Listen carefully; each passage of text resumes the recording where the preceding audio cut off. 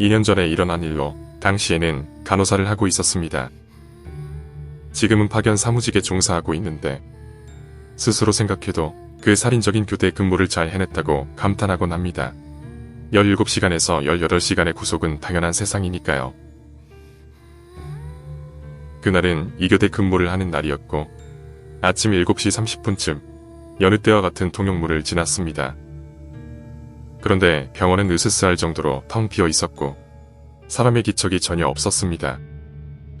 평소 같으면 아침 식사 때문에 허둥대고 있을 텐데 저는 곧장 탈의실로 향했지만 같은 교대 근무를 하는 동료조차 없었습니다. 휴대폰으로 연락을 해보니 전원이 켜져 있지 않거나 전파가 닿지 않는다는 메시지만 올 뿐이었죠. 일단 인수인계를 위해 스테이션에 가고 있었는데 도중에 직원은커녕 환자까지 보이지 않았습니다. 전에는 이런 일을 겪어본 적이 없었기 때문에 겁이 났고 아무튼 아무나 찾아봐야겠다고 생각했지만 무작정 돌아다니는 것도 무섭게 느껴져서 내선전화 수화기를 들었습니다. 하지만 그 일에는 발신 전의 다이얼 소리조차 들리지 않았고 살짝 당황하고 있던 저는 다시 한번 휴대폰으로 전화를 걸어보려고 하는데 그만 휴대폰을 떨어뜨리고 말았습니다. 황급히 휴대폰을 주우면서 허둥지둥 휴대폰의 대기화면을 봤는데 집 전화번호가 보여 망설임 없이 전화를 걸었습니다. 언제나 듣던 그 발신음이 들려 눈물이 났고 딸깍 하는 소리와 함께 마구 떠들어댔습니다. 여보세요, 엄마. 너 지금 어디야? 어떤 동료한테서 연락이 왔어. 병원에서. 시간이 되어도 오지 않으니까.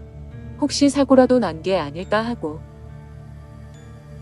그 말을 듣고 저는 힘이 빠졌다고 할까. 허리가 풀려서 그 자리에 주저앉았는데 소름 끼치는 것을 발견했습니다. 휴대폰을 떨어뜨린 장소에 배터리가 떨어져 있었던 것. 배터리가 없는 상태에서 엄마와 통화를, 휴대폰을 내던지고 무작정 도망쳤습니다.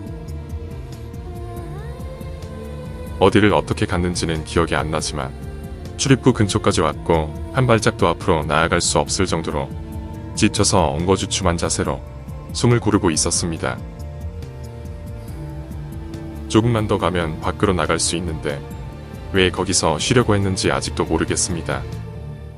문득 고개를 들어 눈앞에 설치된 벽 거울을 봤는데 자세히 보니 거울에 비춰야 할 제 모습이 없었습니다.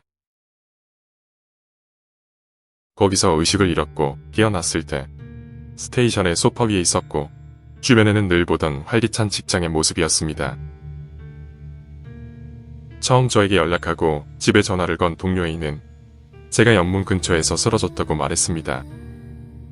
이상한 점은 누군가가 A에게 말해줬는데 A는 아무것도 기억하지 못한다고 말했습니다. 그 사람을 봤는데 어떻게 생겼는지, 키가 얼마나 컸는지, 성별조차도 기억나지 않는다는 거였죠. A도 저한테 질문을 많이 했는데 저에게 일어난 일을 증명할 확실한 증거를 찾을 수 없었습니다. 버려진 휴대폰과 탈의실 사물함엔 얻은 소지품이 모두 없어졌고 제가 본 커다란 거울조차 원래 없었으니까요.